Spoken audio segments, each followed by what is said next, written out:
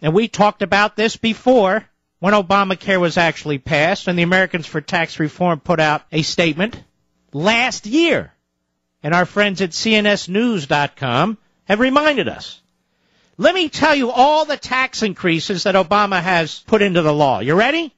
The individual mandate excise tax, the employer mandate excise tax, the small business 1099 information reporting, which is a tax if it's a cost, surtax on investment income, excise tax on comprehensive health insurance plans, a hike in the Medicare payroll tax, medicine cabinet tax, HSA withdrawal tax hike, flexible spending account cap, a.k.a. special needs kids tax, tax on medical device manufacturers, haircut for medical itemized deduction from 7.5% to 10% of AGI, tax on indoor tanning services, the elimination of the tax deduction for employer-provided retirement drug coverage, Blue Cross Blue Shield tax hike, excise tax on charitable hospitals, tax on innovator drug companies, tax on health insurers, and a biofuel black liquor tax hike.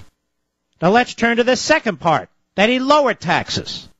Obama's entire claim of being a net tax cutter rests merely on the temporary tax relief he signed into law.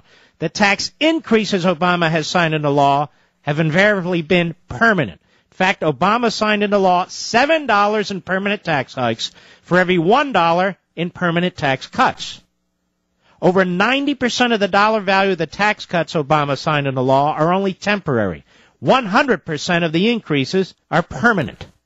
The net tax hike under Obama so far, $618.7 billion. Now, is it too much to ask the 8 p.m.er to actually be prepared with the facts when he's asking a question? Obama's been raising taxes left and right, and I haven't even gotten to his other statutes. Look at the taxes and the EPA regulations they're putting out and the impact on the economy. And by the way, these tax cuts, they include what I call these welfare payments.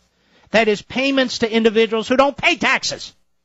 They're spreading the wealth, if you get my drift. Then Obama gives this speech at the State of Confusion address. Remember? Of course you don't. It was a stupid speech, but I'll remind you.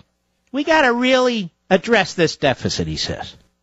So he is going to attack discretionary spending. He's going to freeze it not just for 3 years like he said last year, 5 years. And I opened the paper today, and here's this report from Reuters.